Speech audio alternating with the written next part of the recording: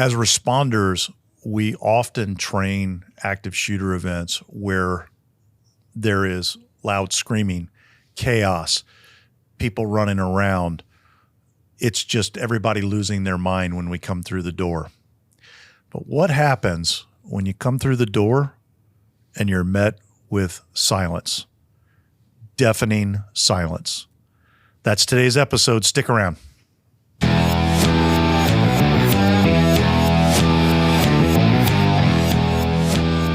Welcome to the Active Shooter Incident Management Podcast. My name is Bill Godfrey. Sitting next to me today is the inimitable Tom Billington, one of our other fire EMS instructors like myself. Tom, good to have you. Thank you, Bill. Glad to be here. And across the table from us, I just realized we're actually in the law enforcement, fire department, EMS sides of the table. I like it. We've got Kami Mertz, one of our law enforcement instructors. Kami, good to have you back. Thank you. And Ron Adebacker.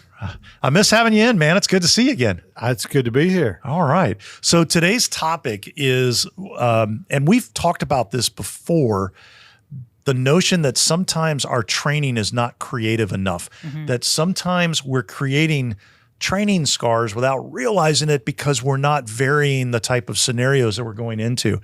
So today we wanted to talk about when that response looks very different. You make entry into the building where there has been a reported active shooter event.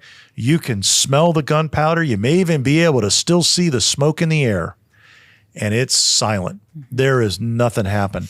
How does that change things? And obviously we're going to start from the law enforcement side. How does that change things to you? How do you think that our law enforcement officers across the country would react to that with the training that they've had? I think they're instantly going to, if they haven't trained to that perspective, I think they're instantly going to question if they're at the right location. They're going to question the intel that they've received so far, and it's going to delay the response. If they're not training to the fact that it could happen or that whatever environment they're in, like if you're talking about a school, you're thinking you're going to hear children screaming. You're thinking you're going to hear teachers calling out. Someone's pointing and saying the bad guy went that way. And if those things aren't happening, then you're going to start questioning is what the information you got, is that's accurate. Ron, what do you think?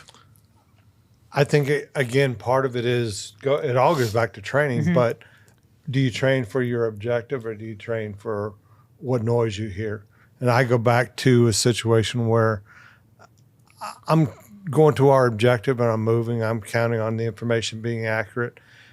It's no different from, a regular hostage barricade situation or anything else. You may not hear anything, but you're moving to where they say and your intelligence brings you to where the bad guy may be or where the victims may be or survivors or whatever you want to call them. And I can't just go by the sound. The sound is an indicator. Again, we talk about driving force all the time. Driving force of gunfire, driving force of people saying he went this way. But if we don't have that, we still got to move and try to get to the objective and figure out what's going on from there. So it may slow you a little bit, but I don't think it can stop you so you can figure out what the heck's happening. I think one of the big things when we talk about training is in law enforcement, and we've got into a point where we're training really well with fire rescue, we're training with different entities, is to train in, if you're going to environments such as schools or churches, what are they training their people? What are they training the children? What are they training the teachers? What are they training the people in the churches? What are they telling them if an active shooter happens, what are you supposed to do? So that if we're training together, we know when we walk in there, they've been told to go silent, or they've been told to go in this direction, or they've been told here. And I think that gap in training can create a real hesitation in response if you're not training to that standard of what they are teaching their own people what to do. Yeah, it's kind of a crazy reality because we literally have been training for over a decade.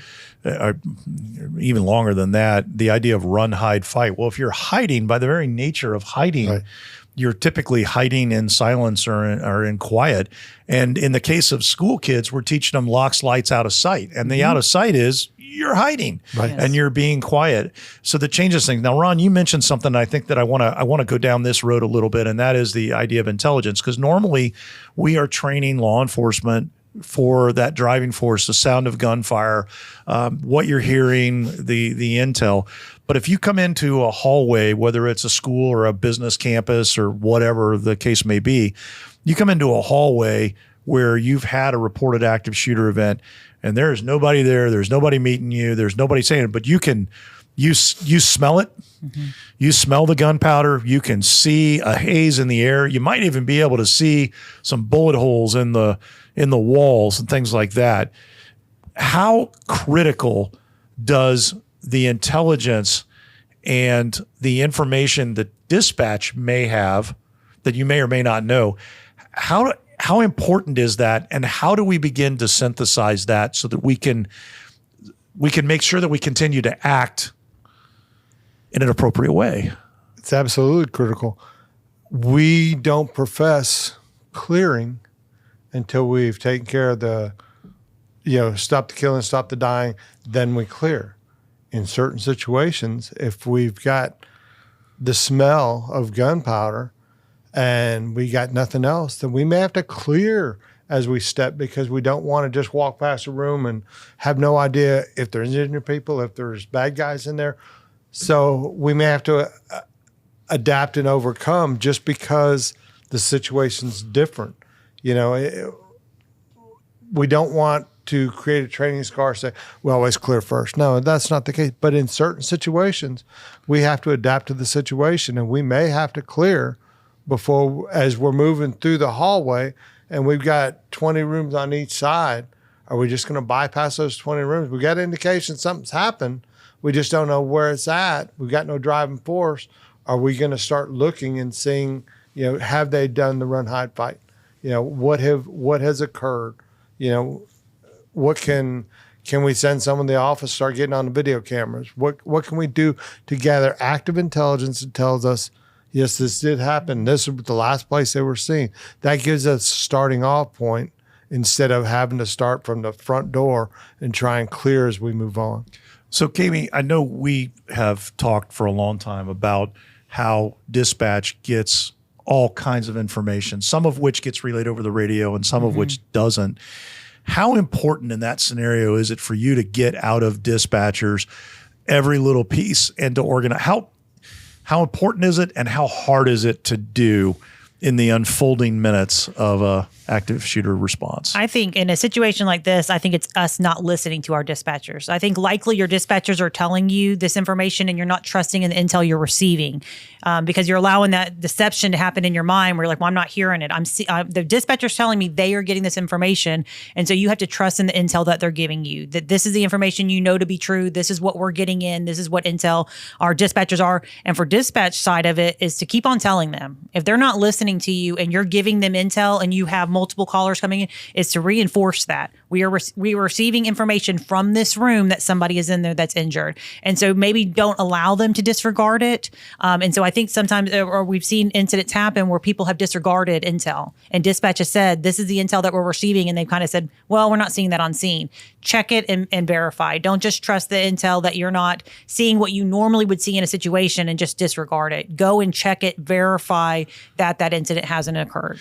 And the dispatch have to be assertive enough to sit there and say, unit standby. Do you understand? I'm getting active intelligence in room 3, the bad guy's at. And, be assertive with that. We're not asking you to take command of the situation, but sometimes you got to take command of your channel and say, hey, y'all aren't catching what I'm saying. Yeah. You're not picking up what I'm putting down. Yeah. Right. Yeah. So, Tom, I think that raises a really interesting question for us. And you and I were talking about this just the other day, was the safety priority scale that the National Tactical Officers Association puts out, because it's the very interesting discussion. We have historically trained on active shooter events that it's the active killing, which we've in some cases said out loud, but more it's been implied that means that somebody's actively shooting. And so if there's no gunfire, then we're not actively killing. But as you and I were talking the other day, if someone has already shot people and they're hurt and they're bleeding, and then they're denying access for those people to get medical care, is that still active killing? And I think the conclusion we came to was, without a doubt, it is. Even if the shooter's left or the shooter's down or not available anymore, the dying is happening and the clock is ticking. And I can only imagine going to a classroom as a paramedic and saying, hey, I'm here to help, and nobody responds back through the door. It would confuse me looking back in my younger years. But like Kami just said, people are being trained to not talk, to be quiet. Well, that would definitely be something to think about. And, I take it to analogy. You hear pilots say all the time, trust your instruments. And that's sort of what Ron's talking about with dispatch. You're flying through the clouds. You can't see anything. You can't taste anything. But you're being told by your instruments, this is what's going on. You have to trust them. And I think that's so important. We have to think about the intelligence, dispatch, and other avenues. Yeah, and I don't want to go too far down the rabbit hole on the NTOA's safety priority scale, though that probably would be a really good topic for a podcast to just go down that. But the notion here is that let's not get confused about our priorities. Ron, you mentioned this earlier. We talk about active threat as number one, rescue is number two, clearing is number three. And if you get into the hall and you don't have any information from intel and you have no idea what's going on and nobody's feeding you anything and it's not making sense, we might need to do some clearing until we get access to some information. Absolutely. But I've got to believe that first room we go into and you say to people, what is going on? Somebody was shooting down the hallway. Absolutely. Do you know how far down the hall? Do you know what, and then you can begin to piece it from there. But I don't want to lose sight of this very challenging issue where if you've got people that have been shot and the bad actor, the suspect, the bad guy, is denying you access to rescue and provide medical care for those people, then they are still engaged in attempting to actively kill them. And I don't want to lose sight of that because I think it's a really, really important piece of this in terms of laying out priorities. So how does that unfold then? Let's take my hypothetical here and kind of run with it a little bit. You make entry into the first room and it's a room of kids and a teacher and they're all okay, but they're saying, yes, there was loud gunfire and a lot of it. How do you piece that together and turn it into something you can act with?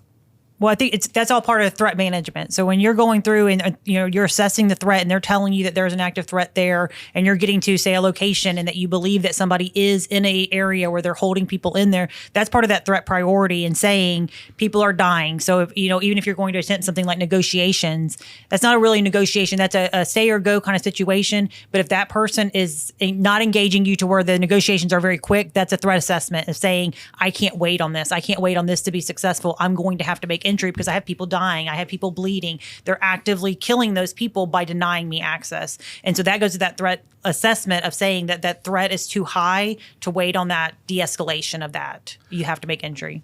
So Ron, Kimi makes a really interesting point there. Let's say that you figured out, you're pretty sure you know which room the bad guy's in. But you're not sure that there's injured people in there with him. What are some of the things that in your mind would be enough to go, yeah, we're going in? Again, you're trying to gather as much intelligence as you can. Can people see through the back windows? Are there any windows they can see? Do you have the capability to slide a camera up underneath the door frame? And those are things that you may look at. But again, if it's in the SWAT may have those capabilities, but patrol doesn't. So now you got to figure out. Now you got to make a command decision. And in that situation, I'm probably more likely to be heading that way. And that's also based on the resources that you have and the information you have. You have a great resource in the person down the hallway, right? Is there supposed to be people in there? Are there normally people in there at this time? That's building that threat and saying there's potentially, this is information that we know to be true. There's supposed to be people in there.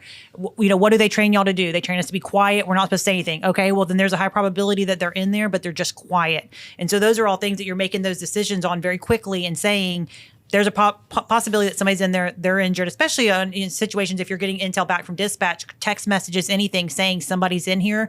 That's the information you know to be true at that time, and you just can't delay on it. No action is gonna cause people to die. The other thing is get someone to the office. The office has the capability to listen on the PA system. They can listen as well as talk.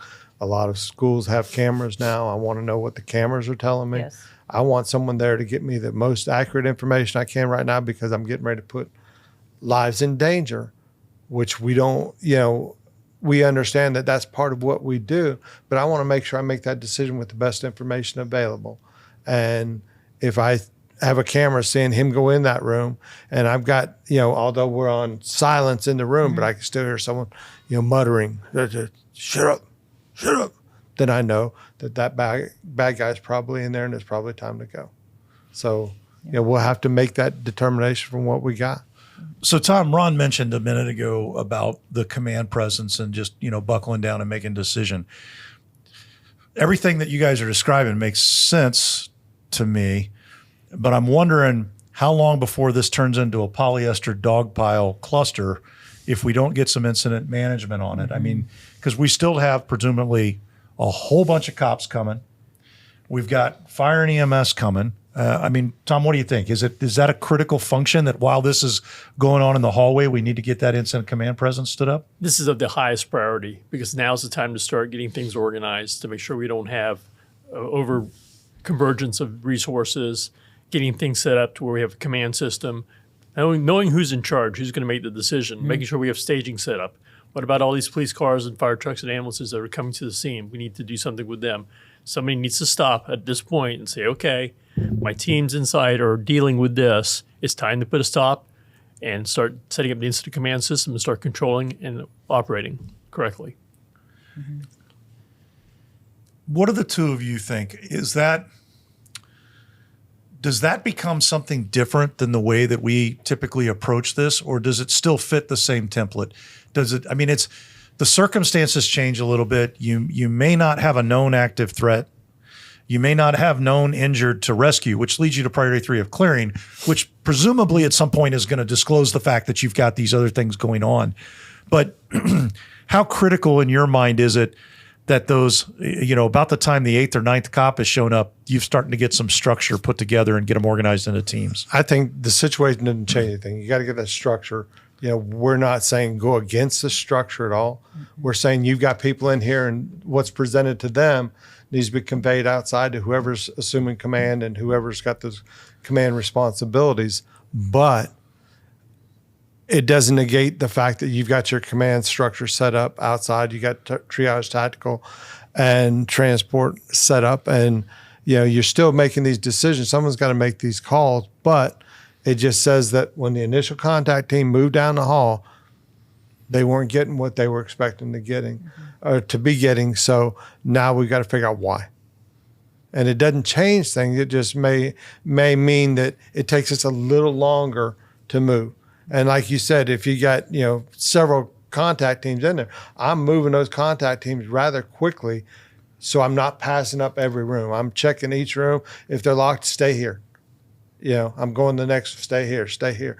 We're still moving because, we don't want the stagnation to be what kills people that are downrange. So we just got to do it a little differently than we're used to and than we trained for. And that's why training is so important, because we should change up how each evolution goes, because we're always used to, okay, we go down, we stop the killing, we provide first aid, get the rescue task force, APs, and get them out of there. But what do we do if something's a little different?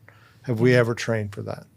And I think one of the biggest things that could come from this is if you end up in a situation where there's any kind of delay while you're building information on one, is to not lose focus on the rest of the entire incident, right? Is that you might even have to, at some point, might have to get a tactical that's supervising the rest of the incident and a tactical to break off separately for this incident priority, this tactical incident that's going on, because you still have a rest of the building. You might have injured in other parts of the building. So if you get everybody who's come in and all of your contact teams that have given containment around this one area and have ignored the rest of the entire, location that you're at, which could 100% happen, right? Everybody wants to be at the area that they see all the attention at, instead of thinking larger and thinking, well, what else is happening? Let's make sure that we don't have any other injured. Let's make sure that we don't have any other priorities that we can take care of beyond that, and that kind of smaller threat within that, like a smaller hot zone almost within a larger hot zone.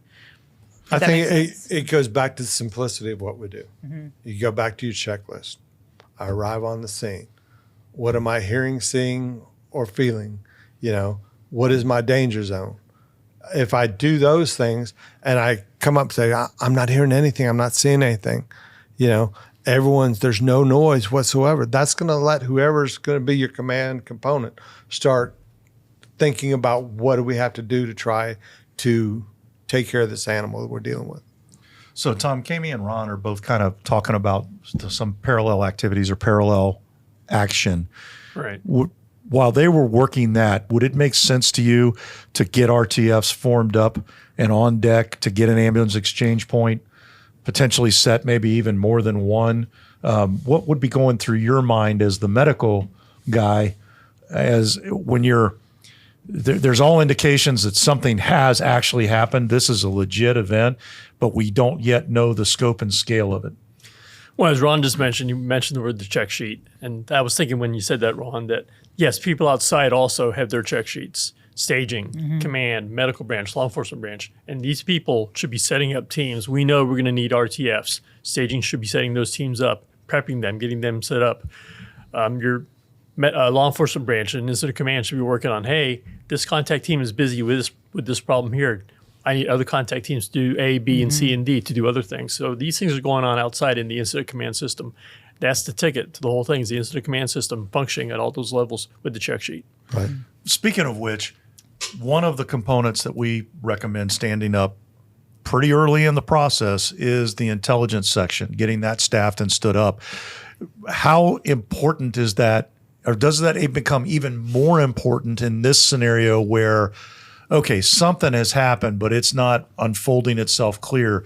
Does that become even more critical early on as the key funnel point to start getting some of the dispatch information, maybe some of the people that ran out, maybe some of the witnesses that were outside the building and heard something? How does that play? An incident like this is going to have a huge intel component and has to be set up very early on. And as soon as you start having any questions and the information you're receiving versus what you're seeing, you're going to want the command needs to at that point say, I need an intel section set up. I need somebody to go embed with dispatch. I need somebody who's talking to school administrators. That intel and investigation side of it is going to start very early on in this kind of situation where sometimes you have a delay and you can start getting information based on, but they would take priority. And even in a situation like this, you're likely calling your negotiators early on who have a component of intel built into them and start using them initially, start using them immediately, and embedding in dispatch with negotiators and things like that is going to be high priority in a situation like this. And I think it's, as public safety and as law enforcement, we're still, although we think we do a pretty good job,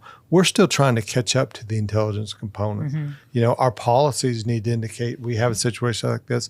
We've got an investigator heading directly to dispatch. We got another one coming directly to the command post.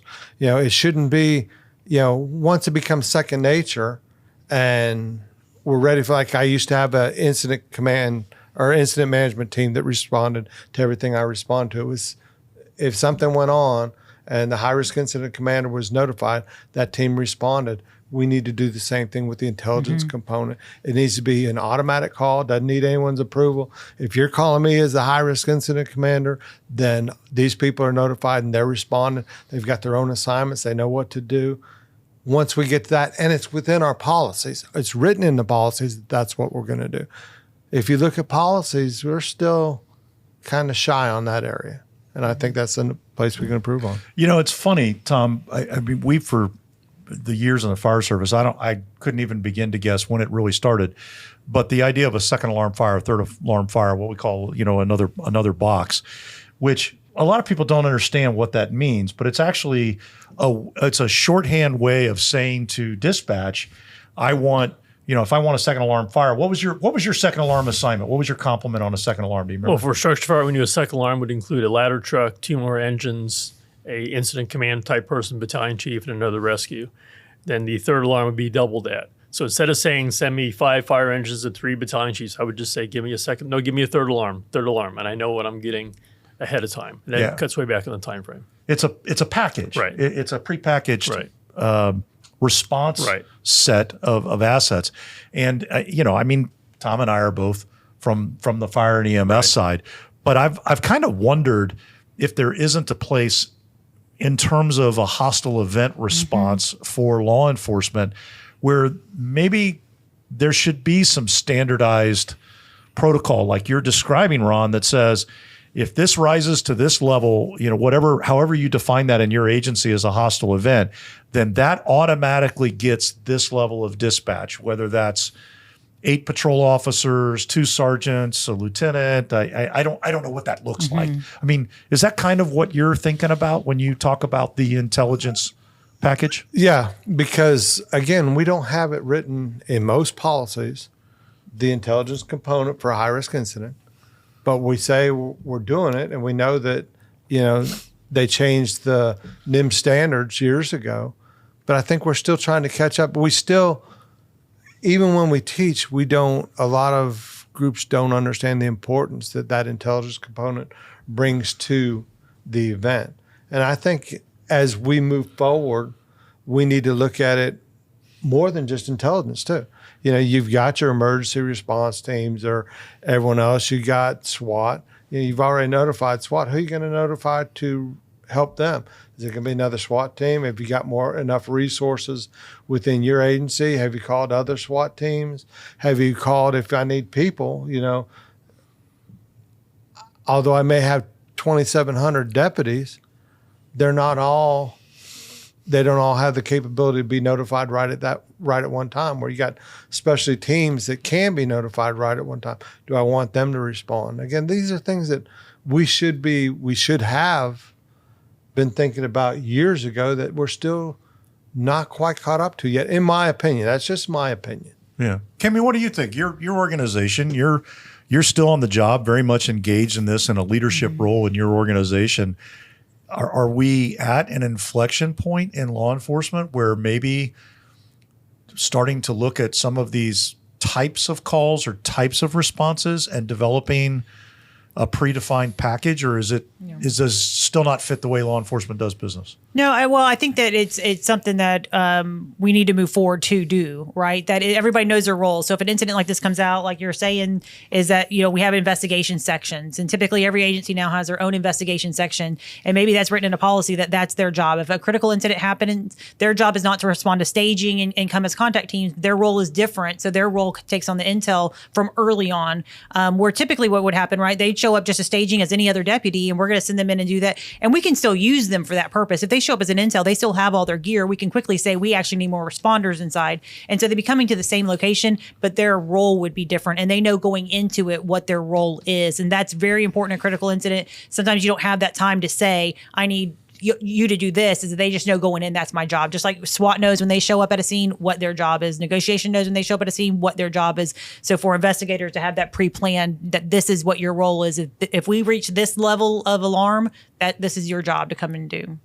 So let's change gears and talk about those in our business that are trainers, that are responsible for setting up these scenarios and setting up exercises and things like that.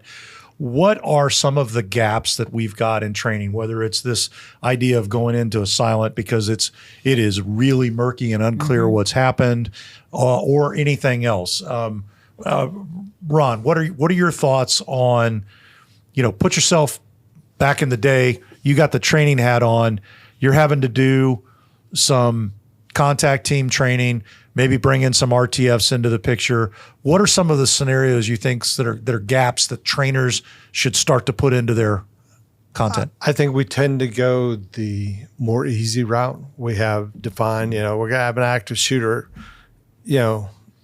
exercise this week. It tends to be the same. You go in, you got shooting, you got your driving force. Then you got to, you put the bad guy down, or the bad guy goes away, whatever it may be. And then you got to work on the RTFs and getting the people transport off and stuff. And I think we need to change those things up a lot. We need to have it where the bad guys to the win, and what are you going to do from that? We need to try out the silent role and see what happens. I think that's the dynamic that we're trying to understand is this is different. Again, I go back to that environmental baseline that 99% of the things that happen are right along this line. But what do we do when you got something way up here, way down there? Have you ever prepared for it? Because if you haven't, I promise your chance for success probably won't be as high. All right. Kimmy, what are your thoughts? I think One of the big things in training, you train for failures. So you train with failures built into your scenarios so that you know how to react to them and adjust accordingly. And you can do it in a training setting. So if it goes completely sideways, you can stop it and get it back on track. So you train for failures. You train in unique situations. So you think about how could the situation happen? What would affect it? So when you're thinking about creating a training scenario, you think what would make the situation different? What would change our tactical approach or whatever approach it is? What in that scenario, and make it happen. Do those scenarios so that you're prepared. Also, allow things to go a little sideways. Build in something that's going to go sideways, especially from a management perspective on something like this. It's going to go a little sideways, and you have to have a management. You come in, and how are you going to get it back under control? How are you going to say, I have 10 contact teams here. I don't need 10 contact teams here. I'm going to start putting them other places. Let the natural approach happen, and then have those failures fixed along the way in training. And then explain why you made those Absolutely. adjustments. Sure. So, Tom, on our side, for the fire EMS side, rescue task forces, et cetera, what are some of the gaps you think that you're seeing and hearing about in the training scenarios that are people that we ought to add or adjust? Well, this discussion right here has brought one to light for me on the fire and EMS side is intelligence gathering for fire and EMS. I mean, we test our best responders every year at a competition around the state, and we give them awards, and they go into a simulated scenario, and they walk in a room, and there's people screaming, and there's smoke, and there's people laying down, moulaged. What if they walked into a room and there was nothing? What about the intelligence gathering for fire and EMS then? How would they respond to that type of thing? So we have to change the training up, definitely. I think for me, one of the big ones that I want to see is I want to stop seeing law enforcement doing contact team training without carrying it into the medical and the RTFs. Has to be. We need to be there together. We have an extraordinarily high incidence of law enforcement officers getting shot in these things. I think every scenario ought to include dealing with, well, maybe not every scenario, but a significant number of them needs to include an officer down scenario as a component of the response. I think the other thing is that, and I'd be curious to see if this mirrors for you, a lot of the full-scale hands-on simunition type of work that I've seen is occurring in some sort of shoot house or some sort of building. Yet we know from the data that in active shooter events, most cops, by a long shot, more than half of them are getting shot on the outside on the approach. But I don't see that exercised very often. You guys, you think that's a gap as well? Well, I know on my fireside, I have this discussion when I teach. This is a big issue for me because most of these law enforcement officers are being shot when they approach. And I say to law enforcement officers, if a fire truck goes to a structure fire, the firefighters get out of the fire truck, they have their gear on. What if law enforcement took just 60 seconds, pull over, put on your protective gear? Because high likelihood is you're going to be in a gunfight is going to be outside when you pull up. Can you protect yourself? Can you save your own life? Changing that type aspect of training is very important, I feel, for law enforcement anyway. Well, and it's really kind of, going back to basics for us. When we're trained from the academy, you park down the road, you are cautious when you approach. And so it's that high level of adrenaline rush and everything that people forget that and that people overlook that and think, I got to pull right up to the building. I can't delay. I can't stop and put my stuff on. I can't stop down the road and walk up. I need to get as close as I can. And so it's really going back to those fundamentals and putting those back into training. And just like you're saying, though, is putting it back into training for those failures. If the first officer shows up and he's shot on scene, what's going to happen? Where do our priorities go in that? What do we do? What if he's still on the X? What happens then if we still have active shooting inside? Those are things you need to prepare for and train for. Ron, tie this up in a nice bow for us. When have you ever seen a rescue task force evolution by itself, where they just work on the rescue task force responsibilities? We always have the shooting component, then everything. When have we ever just taken those components and said, okay, we're going to run 10 evolutions where you're going to go into this place, you're going to treat these people. We're going to have some where a bad guy may try to come back and you got to provide protection. We may have one where we have shooting going on to see if your protective force leaves you to go to the other side. We haven't never done that. Maybe that's part of the things that we need to change in our training. Sure. Yeah. Fantastic. I think that's a great place to leave this one.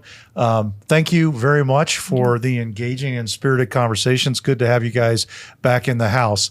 If you haven't liked and subscribed to the podcast already, please do so and share it with the people that you work with. This doesn't do anybody any good for us to work on this content and talk about this stuff if it doesn't get shared and the message doesn't get out. So please do share it. I want to say thank you to our producer, Carla Torres. And until next time, stay safe.